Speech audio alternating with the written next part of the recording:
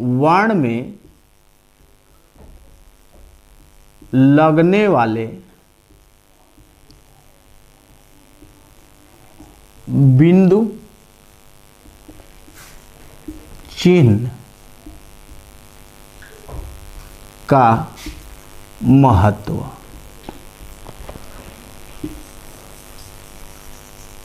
ये टॉपिक है तो छोटा लेकिन बहुत कारगर है। जैसा कि हम लोग देखते हैं, सपोज डेट मान ले कि ये एक वर्ण है, तो कभी कभी बिंदी इसके ऊपर लगती है, कभी दाएं लगती है, कभी बाएं लग जाती है और कभी नीचे लग जाती है। तो आखिर इनके बिंदु का भिन्न भिन्न तरीके से प्रयोग होने का महत्व क्या होता है, प्रयोग क्या होता है, कारण क्या होता है, तो इसको हम लोग देखें। जैसे कि शुरू करते हैं हम लोग ऊपर से ही। जैसे कभी कभी आपने देखा है कि ये बिंदु ऊपर लगता है, तो ये दिमाग में रखेंगे कि ये जब ऊपर लगेगा, तो जैसे हम स्वर पढ़े हैं तो स्वर में एक शब्द सुने होंगे अयोगवाह। हमारे दोस्त बताते हैं कि अयोगवाह की संख्या कितनी है, 2 है। और बहुत अच्छी बात है कि आप बताएं कि अयोगवाह की संख्या 2 है, लेकिन ये नहीं कोई बता पाता है कि अयोगवाह कहते किसे है। तो इसको देखें, इसे तोड़ दें तो अयोग अ प्लस वाह 3 शब्द है। अ मने न हो, योग मने जोड़ से, वाह मने वहन, अर्थात वे वर्ण जिनका वहन न हो तो किसके कारण, व्यंजन के कारण। अर्थात वे वर्ण जिनका वहन या जिनका प्रयोग व्यंजन के साथ न होता हो, उन्हीं को हम लोग अयोगवाह कहते हैं। अब यह एक समस्यात्मक प्रश्न है कि बच्चे कहते हैं कि ऐसा कैसे हो सकता है। तो यह सत्य है। यह सत्य इसलिए है कि जैसे आप पढ़े हैं स्वर, स्वर की संख्या कितनी, 11।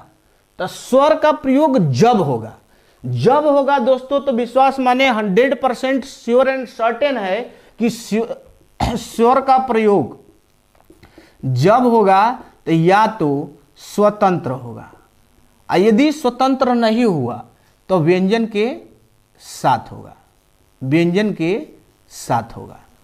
इसमें कोई दो राय नहीं। स्वर का प्रयोग जब भी हम करेंगे तो या तो वो स्वतंत्र होता है और नहीं तो व्यंजन के साथ होता है। लेकिन अयोगवाह वर्ण आते तो स्वर की श्रेणी में है, लेकिन इनका प्रयोग कभी भी व्यंजन के साथ हो ही नहीं सकता। अयोग और वाह अर्थात वे वर्ण जिनका वहन व्यंजन के साथ संभव न हो, उसे अयोगवाह कहते हैं। अयोगवाह की खासियत होती है कि जब ये लगेंगे स्वर के साथ लगेंगे, जब लगेगा स्वर के साथ ही लगेगा। जैसे हम लिखते हैं कंठ, अब इसे उदाहरण से हम लोग समझ लेते हैं कि दोनों में अंतर क्या है।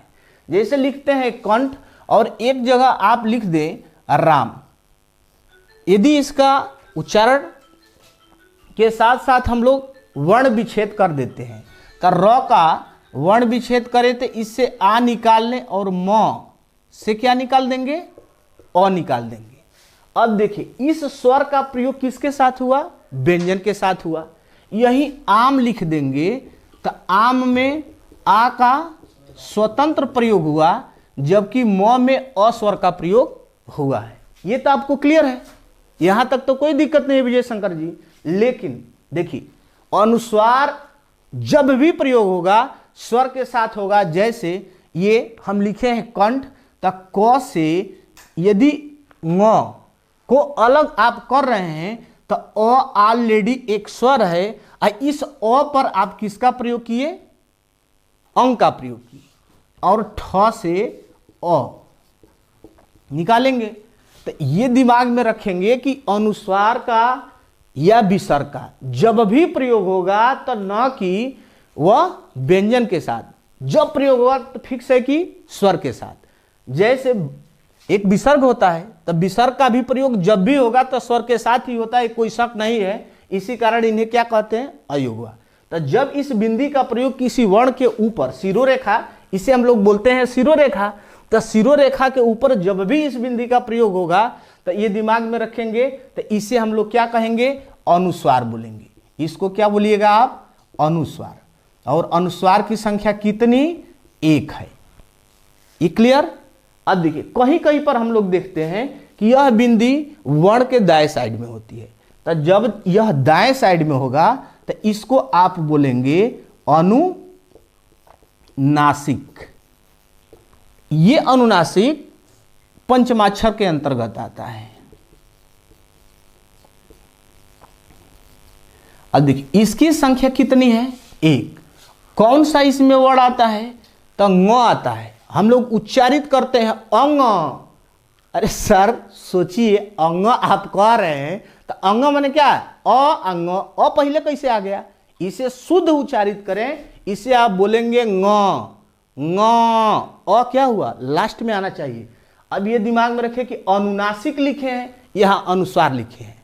दोनों में अंतर क्या है, यह है अनुस्वार और यह है अनुनासिक। तो अनुस्वार वे वर्ण होते हैं, या अनुस्वार वे वर्ण होते हैं जिनके उच्चारण करते समय नाक से ज्यादा और मुख से कम ध्वनि निकले, उसे अनुस्वार बोलेंगे। और जिस वर्ण के उच्चारण करते समय मुख से ज्यादा और नाक से कम ध्वनि निकलेगी तो उसे क्या बोलेंगे आप, अनुनासिक। तो जब यह बिंदी किसी वर्ण के दाएं लगेगी तो वह पंचमाक्षर का निर्माण करता है, जिसे हम लोग क्या कहते हैं, अनुनासिक। इसमें एक ही वर्ण आता है जिसे हम लोग कहते हैं ङ।